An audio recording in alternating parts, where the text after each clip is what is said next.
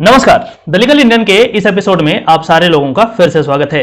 दोस्तों, आपने जरूर सुना होगा कि हाल फिलहाल में कर्नाटका के एक लोअर कोर्ट ने कंगना रनावत के अगेंस्ट एफआईआर करने का आदेश सुनाया है। हम इस पूरे प्रकरण का विधिक विश्लेषण करने जा रहे हैं, लीगल एनालिसिस करने जाएंगे।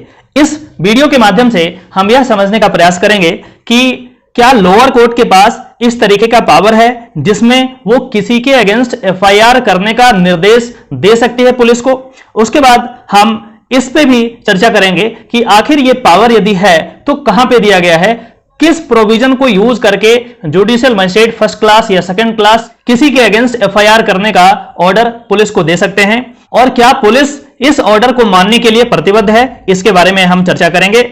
और हम यह भी जानने का प्रयास करेंगे कि आखिर कंगना रनावत के द्वारा किस तरीके का ट्वीट किया गया था जिसको यूज करके किसी वकील साहब ने कोर्ट का दरवाजा खटखटाया और जुडिशियल मजिस्ट्रेट ने यह निर्देश दिया कि एफआईआर दर्ज किया जाए। हम यह भी समझने का प्रयास करेंगे कि आखिर ये जो ट्वीट था वो किस तरीके से लॉ के अगेंस्ट है, इसको हम समझने का प्रयास करेंगे। लास्ट में हम यह भी देखेंगे कि आखिर आईपीसी या किसी और एक्ट की कौन कौन सी धाराएं यहां पे इन्वोक हो सकती है, और लास्ट में हम यह समझने का प्रयास करेंगे ये पूरे चर्चा से हमें क्या सीखने को मिलता है, एक जनरल पर्सन को क्या सीखने को मिलता है, हम इस वीडियो के माध्यम से आपके साथ शेयर करने जा रहे हैं।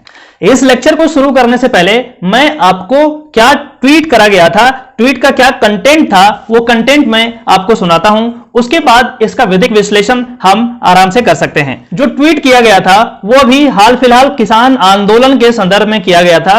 माननीय पार्लियामेंट ने ऐसे कुछ कानून लाए, ऐसे कुछ फेर बदलाव किया जिससे किसानों के राइट्स को अल्टर किया गया। ये जो एक्ट माननीय पार्लियामेंट के द्वारा पास किया गया, क्या ये सही है या गलत है, ये तो कॉन्स्टिट्यूशनल कोर्ट का काम है। फिलहाल हम इसे ऐसे समझते हैं कि ये जो पार्टिकुलर एक्ट पास किया गया जिसके कारण प्रोटेस्ट किया गया किसानों को द्वारा, जब किसान प्रोटेस्ट कर रहे थे तो एक ट्वीट आया और कंगना रनावत जी कहती हैं कि people who spread misinformation and rumours about CAA that cause riot are the same people who are now spreading misinformation about farmers bill and causing terror in the nation, they are terrorist. मतलब इन्होंने कहा कि जितने भी लोग जो farmers act के against protest कर रहे हैं वो सारे के सारे टेररिस्ट हैं।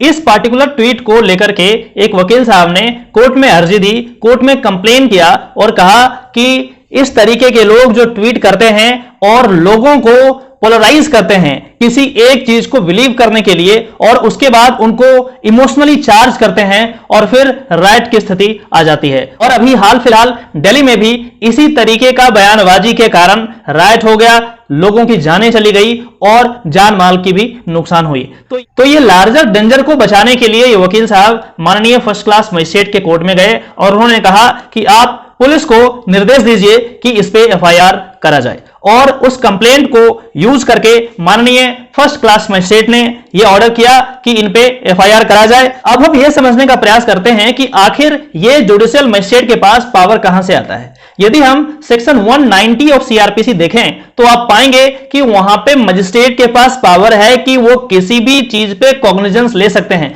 चलिए हम इसे समझने का प्रयास करते हैं कि आखिर सेक्शन 190 ऑफ सीआरपीसी क्या कहता है। 190 of CrPC talks about the cognizance of offence by magistrate. It says subject to the provisions of this chapter any magistrate of the first class and any magistrate of the second class specially empowered in this behalf under subsection 2 may take cognizance of any offense। किसी भी offence का cognizance ले सकते हैं कौन कौन, magistrate first class और magistrate second class. पहला है upon receiving A complaint of fact which constitute such offence. यदि कोई कंप्लेन किया है उनके कोर्ट में जाकर के तो ये चीजें हो सकती है। उसके बाद है upon a police report of such fact, या फिर पुलिस के द्वारा दिया गया रिपोर्ट पे भी वो कॉग्निजेंस ले सकते हैं, उनके पास पावर होता है।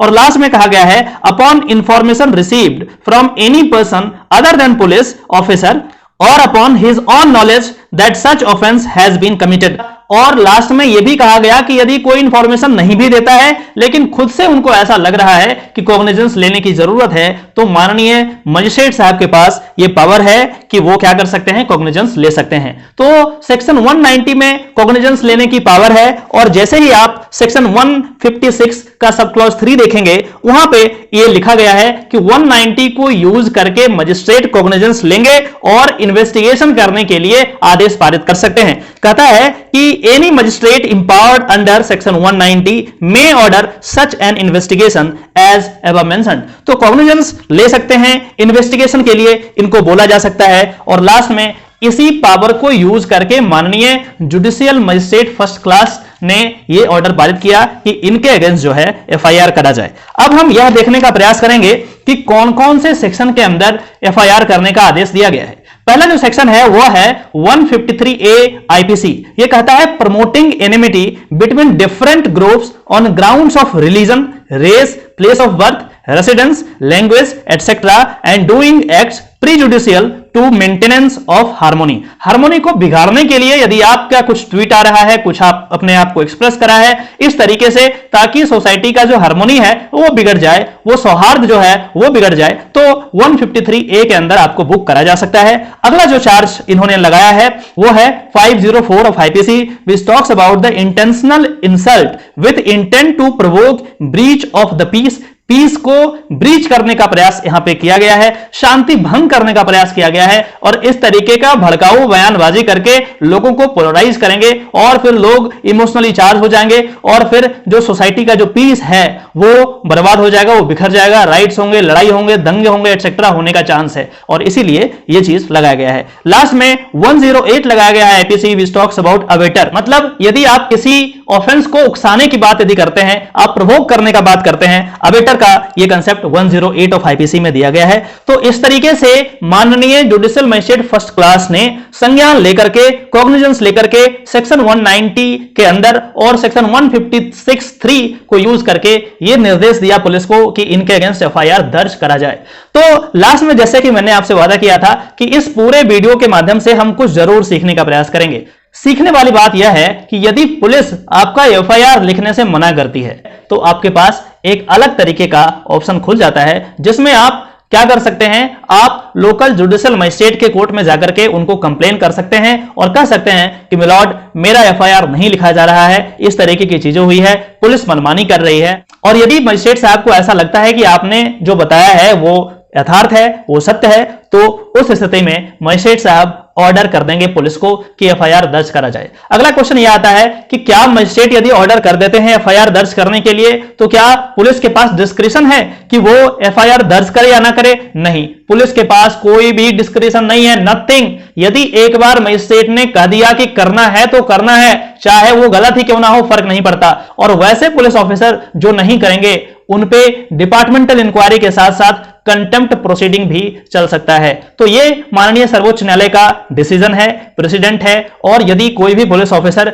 माननीय मजिस्ट्रेट के ऑर्डर का वायलेशन करता है उस स्थिति में वह कंटेम्प्ट ऑफ कोर्ट का भागीदार होगा और उस पर उचित न्यायिक कार्रवाई की जा सकती है।